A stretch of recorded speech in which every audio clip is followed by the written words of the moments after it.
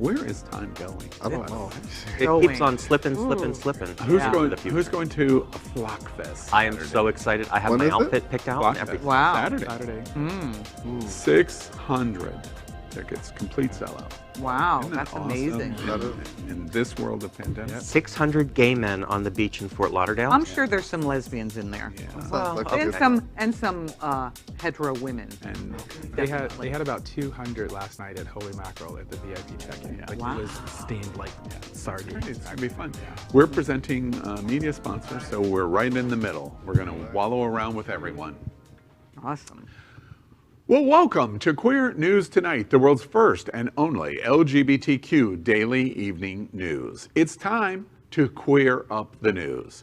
It's 8 p.m. Thursday, July 8th, and we are literally out of the closet and into the headlines. So many of your important stories we're going to tell this evening on Queer News Tonight.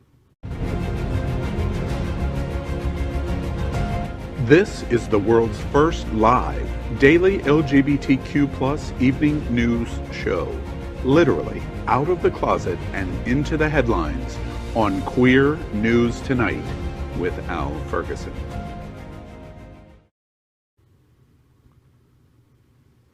Well, thank you for joining Queer News Tonight. This is the world's first and only unedited live LGBTQ+ evening news show. Whatever happens, you will see it. And we're all kind of laughing here at the table about what's going on right now. So at Queer News Tonight, it is supported by viewers like you. We are part of the Happening Out Television Network, Hotspots Magazine, and We Meg Events. Hotspots is celebrating 35 years of the LGBTQ+ experience, and now we're all merged. We bring you the best of LGBTQ+ news, entertainment, and support of our LGBTQ+ community. This evening, we bring you the news of and a perspective representing the LGBTQ+ community from South Florida, America, and across our planet. I'm your anchor at Queer News Tonight, Al Ferguson. And let's begin by welcoming anchor Terry Dyer. He is the Director of Development for SunServe, a model social service agency serving the LGBTQ+ community with compassionate and progressive care. He is also the author of Letters to a Gay Black Boy, his first book that provides an inspiring conversation with our community. It gives us an authentic, raw, and emotional look into his life, and all being motivated by homosexuality, race, family, and love. Good evening, Terry. Good evening, Al. Let's welcome anchor Dr. Tai Houser. He is an associate professor of English and Humanities at Broward College. Additionally, he teaches for extended periods of time at international colleges in China, India, Spain, and Bolivia. Good evening, Tai. Hi, Terry. It's always nice to be smushed up against you like this. Let's welcome anchor John Buckley, a client advisor at Rimowa. He is vice president and program director of the nonprofit organization Unity Coalition, as well as the creator of the initiative Kioba, a free traveling social event that features inspiring speakers, topics, and a safe space for all same-gender loving men of color. Plus, he is known as Buck Lords from the famous House of Lords. Good evening, John. Good evening, Ty. Thank you for the introduction. Let's welcome Cindy Brown. She is an icon in the LGBTQ+ community. Her public service work began in 1992 when she helped organize the Miami AIDS Walk and the White Party for Care Resource. Her past work includes the United Foundation for AIDS, Miami Light Project, Miami Beach Botanical Garden. She served as executive director of the Miami-Dade Gay and Lesbian Chamber of Commerce Foundation and LGBT Visitor Center. She is the founding executive director of Miami Beach Pride. Currently, she is the senior program manager with Jewish Community Services Lambda Living Program for LGBT seniors. Welcome, Cindy. Thank you. I'm glad to be here with all of this testosterone this evening. We are the reporters for Queer News Tonight, and this evening we begin with queer headlines. The LGBT community in South Florida and across America is diverse. Our community across the world is vast, and here are the bullet points of the queer news for today, Thursday, July 8th. Let's queer up entertainment. Lil Nas X rings in Hot Boy Summer with a Lavender Jumpsuit magazine cover. At this point, we need a word other than meteoric to describe the rise of Lil Nas X. Fresh off the pop megastar's performance at this year's BET Awards, where he stole headlines for his swoon-worthy makeout sesh with a backup dancer, the only openly queer rapper has graced the cover of the latest New York Times Magazine under the apt headline, Hot Boy Summer. He sat down for a feature interview with story editor Jasmine Hughes. And it's absolutely filled from start to finish with Kobe grade king shit. Wow. Little Nas, he's on fire. Yes, he Yeah, is. he's not so little anymore. Yeah. What are we talking about? PC people, PC. Right. Has everyone seen the cover? Yeah, it's great. No, I love it. It's great. And has everybody seen the kiss on the Yes. BET Awards? Yes. And everybody saw Saturday Night Live? I did not see the- I Saturday did not Night see Live. Saturday Night Live. Yeah. I'll have I to need check to. that out. Right. That was Both So- are still on my DVR. You haven't seen it either? No, I've seen them. Oh, you've seen it. Well, you know, Saving good for that. him. Saving Good that. for Yeah. him trying to put it out there. Yeah. You know, and to an audience that might not normally be exposed to that. Yeah, So, and we reported yeah. on Queer News Tonight this week. He had a big dust up in social media this week because a reporter asked him if he was top or bottom. And he replied in social media, power bottom. So Lil Nas X is just like hitting it out of the park. Black, gay, power bottom. He is challenging everything against everyone, and he's just doing an incredible job. Incredible. Well, next, let's queer up entertainment. Sex Live's explicit shower scene reveal has reactors in shambles. Watch this. Episode 3 in 1940. Record your blind reaction.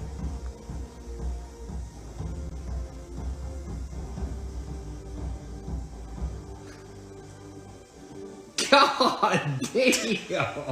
Fucker got a hanger now. Son of a bitch. God. Wow. Fucking Clydesdale. Well, Netflix unveiled. Oh, I'm sorry, Ty. No, that's okay, Al. I'm used to you trying to take my thunder. Netflix unveiled its new series, Sex Life, on June 25th. And while it's a very sexy show throughout, there's one notable moment that has TikTok shook. The series follows a bored stay-at-home mom named Billy, Sarah Sahai, who craves the wild, sex party-filled days of her youth. In particular, she misses getting busy with her ex, Brad. When her husband finds out what's on Billy's mind, he uses the info to spice things up between them. In the process, he tracks down Brad in the gym's shower and gets an eyeful, and I mean full, of what he's working with. You know, before we talk about this story, we thought it would be fun to show all of y'all what they just watched. Now, you won't get to see it at home, but one of our editors, David Hopkins, is going to show you all right now. Watch carefully as this video goes on of what they watched. Oh, I'm hooked right now. Okay. I'm This- hooked. Look, I've seen those, Okay. Yes. so it's no surprise. Okay, all right. Yeah, and the straight boy with the girlfriend is Right. catching peaks. The one in the front. Okay. Yes, in the front, and Oh, then, oh. and he turns and goes, wow. "Holy crap, that's Right. the old boyfriend." Wow! Right, what do y'all think? Sex Life on Netflix. Wow. I'm going home to watch. You're going home to what? Two. Well, to something. To what? Well, I can honestly say that I've never seen anything like that. Oh, really? That is humongous. Well, I can I'm almost I'm- assure you, the other four anchors here tonight, we have. That big, huh? I mean- Wow. I'm sitting next to Terry Dyer, so I know what we're looking at. Wait, are you bragging? Listen, facts are facts. Science is science? Is that what Just you saying. just What told me? Beyonce said, if you got it, flaunt it. That's right. Well, I'm glad I have no firsthand knowledge of that, but congratulations. Neither do they. Yes, He seems pretty confident. That's right. That's right. What do y'all think about this idea of what Netflix is doing, though, in terms of going, they're putting it all out there. Yeah. Sex life, Yeah. they're challenging body image and our notions of sexuality in a very raw way. Well, It's- I it's think time. it's time, Yeah. because sexuality is one of the things humans need to live. And Express. to kind of always hide it somewhere is ridiculous. So I really like the fact that media and TV and movies are putting it out there because this is our lives. Yeah. And I think having a female character own her sexuality is also pushing the needle forward with that. So Yeah. I love it. Yeah. We need to start to overcome the shame that has historically been American sexuality, and this is a Exactly. great way to do it. Yeah. Yep. Absolutely. All right. Well, John, let's move on to you. And I love that you're doing this story. Next, let's queer up lesbian rights. Lesbian bisexual women more successful at the ballot box than gay men, study finds. A review of the win and loss records of 1,088 candidates endorsed by the LGBTQ Victory Fund, the political action committee associated with the Victory Institute, found, from 2016 to 2020, found that queer cisgender women, including lesbian, bisexual, and other non-heterosexual women, won 69% of the time, compared to 59% for queer cisgender men, endorsed by the Political Action Committee. Though they are more successful at the ballot box, queer cisgender female candidates were outnumbered by their male counterparts every year covered by the Victory Institute's report. Queer cisgender women accounted for just 35% of Victory Fund endorsed candidates since 2016, whereas cisgender male candidates accounted for 59%. Well, I think the future is women. And I think that as more women are running for seats, they are winning. And, from looking at some of these new candidates that are coming up, they're amazing women. And we should be so lucky to have these types of women in our Florida legislature. Yeah. So, bravo. When women run, they win. Cindy, I don't know if you have any influence, because I know you're a lesbian whisperer. I don't know if you have any influence, but could you help find one to run for Florida governor, for a seat in the U.S. Senate, for a seat in Wisconsin Senate? There's a number of places that we'd like to find one of those. Well, the thing is getting them to run. Yeah. That's the challenge because it's such a nasty business. Did the statistics surprise y'all in this study report? Not at all. Didn't surprise you at all? It seems like this is the way we're going. Yeah. Yeah. It's very interesting to me because my first reaction to the numbers, while this does not surprise me, women have it. You wonder if there's not mild rejection to male homosexuality as opposed to women, and perhaps that's why we're seeing a 10-point difference. But one of the things that, and we don't know by these numbers, that's a pure speculation on my part, but the one thing that I do think is interesting about this is when I read this report and the study, I immediately commented, well, these numbers are better than in the straight community because there is greater acceptance of women's candidates in the queer community that are winning than there is in the straight community. Cisgendered straight women are actually falling behind. And women vote in higher numbers than men as well. Exactly. All right. Next, let's queer up religion. Franklin Graham says celebrating Pride Month is like celebrating murder. Preacher Franklin Graham is pleased to see the end of Pride Month. In a weekend posting to his Facebook page, Graham said that being anything other than heterosexual is a sin and that celebrating it is like celebrating murder. In the post, he said, quote, "Gay Pride Month has come to an end. This is an entire month set aside to celebrate a lifestyle that God defines as sin. It's like setting a month aside to celebrate lying, adultery, or murder, which includes abortion, or anything else that God says is sin, unquote. His posting has had hundreds of thousands of thumbs up or heart emojis and prompted 60,000 comments, most of which are simply saying, Amen. He has 2.3 million followers on Twitter and 9.6 million on Facebook. Can we cancel him? I Immediately? wish. I mean, these messages are really detrimental to especially young people's Are you self-esteem. surprised, though? I am not surprised he said it at all. No. But it's horrible. And for someone who says that, you know, they represent God or Christianity, you know, when they say, what would Jesus do? Jesus would not do that, Please for remember, sure. they don't. Even evangelicals, a majority of evangelicals surveyed in the United States support the Equality Act and support LGBT. This is a Yes. hugely extreme minority opinion. When you read the number of people that are just simply going amen and thumbs up and a heart sign, does it surprise you that that's their intellectual level of response to such hate speech? Well, it's call and response, right? That's Right. what he wants in the church, so it's just a matter Yeah. of agreeing, and that's Yeah. perfect. It is disheartening, though, to see so many people agree with that position. And I just hope that those people don't have any LGBTQ plus young people in their lives. You know, to that point, I have worked for the better part of the last number of years, almost 3 years now, on these platforms, news and talk platforms, to try to be inclusive, including to the Republicans, and giving them the opportunity. When I read this and hear these words and what he is saying, my first reaction is, well, how can we try to find common ground with him? To at least be on common ground where we can converse with each other.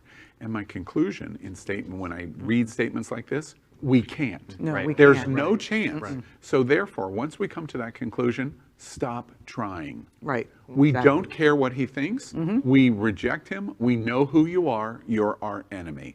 And by the way, it's not just Franklin Graham. It's Tucker Carlson and Sean Hannity and Laura Ingraham and probably all of Fox News. We must know our enemies if we're going to win the battles that we need to win in the coming years. Exactly. I think one thing we can do as a community is to continue to normalize our pride, not just during June, but year round. Yeah, be it year round, right. All right, well, let's continue by querying up the South Florida gay news. Spain protest against homophobia after gay man is murdered. Now we bring you this week's cover. It's debuting today from South Florida Gay News. SFGN is one of South Florida's most important LGBTQ plus news sources. They are reporting that Spanish police have arrested a fourth person in connection with the death of a 24-year-old gay man. Samuel Luis was found unconscious over the weekend outside a nightclub in Coruna, Spain, after being beaten. Emergency services failed to revive him, and he died on Saturday morning. Friends and relatives of the victim say the nursing assistant was deliberately targeted for being gay and say his attackers used derogatory language during the beating that killed him. Samuel Luis was reportedly attacked while on a video call by suspects who believed he was trying to record them. His death came just days after the end of Pride Week in Spain. You can find out more about this evolving story by picking up a copy of South Florida Gay News, and it is on stands now. And by the way, I might add, there has been a significant protest in Madrid and Barcelona in support of the LGBTQ community against these four perpetrators of this murder. Spain's major cities have had a very significant response to the event. Yeah. Well, they should. Right. Right. Well, Terry, we're going to talk about some health now. Works for me. Let's queer up health. Stop buying poppers, FDA warns. In a June 24th release, the FDA issued a warning urging consumers against the sale of and use of the chemical inhalant alkyl nitrate, more commonly known by the slang term poppers. after an observed increase in reported death and hospitalizations linked to the recreational substance. For the uninitiated, when inhaled via the nostrils, poppers can be used to relax muscles and produce a brief, heightened feeling that makes things like bottoming a more comfortable and pleasurable experience, which is why they are used among gay and bisexual men during sex. I'm curious. So much prevalence. I'm sorry, could you come back to us? Giving us an example. Agent Has Dr. anyone have firsthand use of poppers and Well, I used them in the 80s at La Di Da Tea Dance while we were dancing, you know, but I don't know, things are all so much stronger now than they were back then, but it certainly was fun to do the little popper while you're on the dance floor and, you know, of course I was I use much it younger to then. remove my nail polish. I heard that it's nail polish remover now, which... it's very frequent. I see it people are- absolutely constantly when I'm out. I always think to myself, and this is not being judgmental, trying not to be judgmental because I've never used poppers, but if it's necessary, but the high I understand, but if it is necessary to make the physical experience more pleasurable, why that physical experience? Why not pursue other kinds of things in the experience? And I have friends when I make that observation going, "Oh, you're a mouth-breathing moron." Your friends know you so well. Maybe that is true. Anyway, the FDA is saying, caution, caution, don't use poppers. There we go. Next, let's queer up gay culture. Naked men mixed with traditional Turkish art in this stunning collection.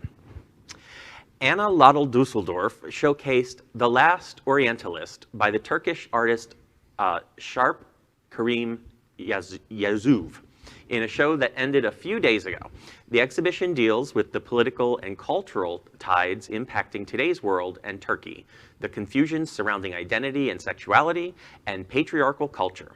In tackling these issues, the artist meditates on the similarities and differences between the East and the West. The artist and curator, who came together for the first time in 2013 for a photography exhibition at the Istanbul Modern Museum titled Close Quarters, this time presented a carefully curated overview of Yazouv's various series produced since 2010. So I love the idea of merging traditional art with something a bit more progressive, avant-garde, a bit more... Art is the right word. Yeah, I think this is a great way to kind of to look at culture and then to sort of say, okay, this is where we're coming from and this is where we're going. And I think historically, artists have been the ones to push the envelope and to take issues further within the arts and makes it more mainstream. Artists have always been on the cutting edge. Is art important to us in the LGBTQ community? We don't talk about it nearly as much as It's important to we talk me. about music or Right. Broadway. Right. We don't talk Drag about art, queens. drag queens, right? Yeah. We don't talk about it nearly. I don't hear Right. nearly as much about it as I do other entertainment forms. We clearly are a culture that loves and embraces entertainment, but not so much in terms of photography or art. I think it depends upon the group. I mean, group. I have friends and we're constantly, you know, at galleries and different kinds of openings and checking out these avant-garde artists, performing artists as well that are pushing the envelope. We showed you, I'm sorry, go ahead. No. I was going to say, I recently had lunch with the executive director of the Venetian Art Society, and one of the things that he was super surprised about bringing all these folks, these classical pianists, people from the Metropolitan Opera House down here for various concerts, he's been super surprised that there has not necessarily been a response from the LGBTQ community wanting to come and see these highly regarded, highly professional, talented folks. So he reached out to say, okay, how can we partner with your organization to get more people to come and see these iconic folks in the arts world? And it's funny because the week before that, he and I were having the similar conversation with the mayor, and the mayor said the same thing. If it was a drag queen, if there was a bar, if there was alcohol, we would be right there. Saturday right night there. at the Manor, whichever queen from All-Star 6 will pack. Absolutely. Thousands Yeah. and thousands. Absolutely. Yeah. You know, I think that women might be more interested in these types of things because there's a different reason when women go out than when men go out. And That's just a guess. Yeah. But yeah. I don't know. Well, you know, at Queer News Tonight, we ask this question. We pose this question about arts, and now John's going to do a story about something he knows nothing about. Sports. I do know about that. Oh, yeah, okay, well, he played. Now we queer up the Olympics. A gay couple to compete together in team dressage event at Olympics. Edward Gall and Hans Peter Menderhau, who have been in a relationship for years, will be competing together in the team event for dressage It's dressage. at the Olympics this summer for the Dutch team. The two veterans of the equestrian sport have competed at the Olympics before, including at the 2016 Olympics in Rio de Janeiro, where they got 4th place in their team dressage event. At the 2014 World Championships, they got the bronze in the team event as well. While it's rare for a couple to compete in the same team event together at the Olympics, they said, dressage is a pretty LGBTQ plus friendly sport, and some of the best competitors are gay. Well, of course they are. I agree with that, and it's one of the gayest events too. Prancing around on the horses as they do. All dressed up. And Yeah, even the name dressage. Is it too soon to make the joke? And they're dealing with horses. Too soon. Yeah, after the last story that we just Right. saw, right? I wonder if they're riding him. They're really cute. I love that we are doing this story because the Olympics frequently is not a very LGBTQ story. I love the Olympics, opening ceremony especially, but many of the events. There's gay swimmers. By the way, one of the things that's super interesting in the Tokyo Olympics, going to start now in just 12 days, is the first from New Zealand. The first trans athlete in history is competing in the Olympics. Yes. And there has been quite a bit of protest about it. 100,000 signatures signed online to prevent her from competing at the Olympics. And the International Olympic Committee said, nope, she's coming. And so we're really looking forward to watching. As long as Tom Daly's there, I'm watching. Exactly, among others Indeed. too. Right. All right. And that is our queer headlines for today. So let's catch up on the LGBTQ plus news surrounding COVID-19 with our special segment called Quarantine Quickies. Queer News Tonight has been LGBTQ plus America's most important source of news on the pandemic, as we have reported on coronavirus on every news broadcast since January 6th, 2020. Tonight, we report the devastating effect coronavirus has had on the American and worldwide LGBTQ plus community in total cases and deaths. But we also provide hope of a new light at the end of this long tunnel. First, we report that as of tonight, more than 2,425,000 LGBTQ plus Americans have contracted COVID-19. We have watched the greatest single year LGBTQ plus health crisis of our lifetimes. More than 43,000 LGBTQ plus Americans have died from coronavirus. But the news is improving because as of today, more than 331 million vaccination doses have been administered in the United States. That is our COVID-19 news for tonight. Next, we report that Happening Out Television Network is passionate about our support from the LGBTQ plus community. An example is Sunshine Cathedral, the world's largest queer church here in Fort Lauderdale. We're broadcasting from our permanent set here at Sunshine and supporting that partnership. The network broadcasts the largest LGBTQ plus religious broadcast in the world, with more than 30,000 watching every Sunday at 10:30 a.m. Eastern, and it's totally live. We encourage you to tune in. Our campaign of sponsorship proudly supports Sunshine Cathedral is my queer church. Watch this.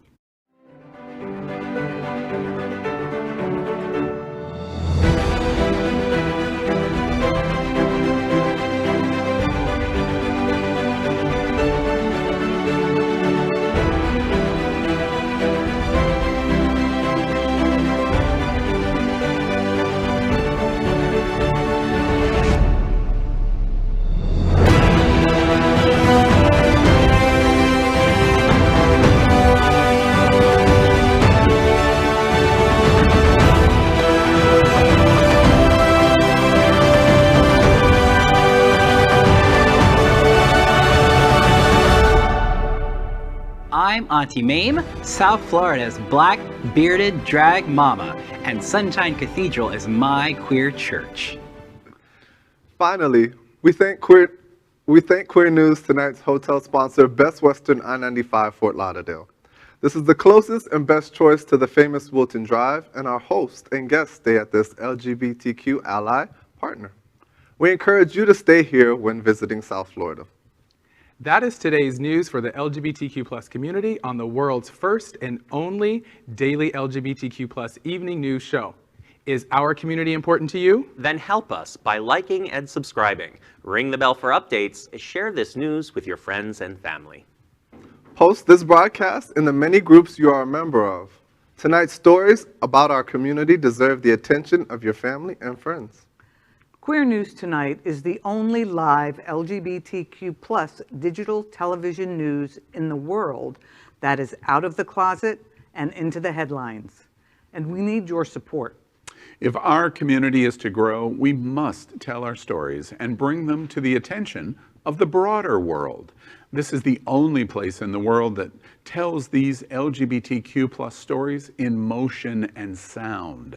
That is the passion of the Happening Out Television Network and Queer News Tonight. I'm your anchor, Al Ferguson, and on behalf of these LGBTQ+ reporters, the anchors of Queer News Tonight, including Terry Dyer, Dr. Tai Houser, John Buckley, and Cindy Brown, we will see you daily at 8 p.m. Good night. Good night.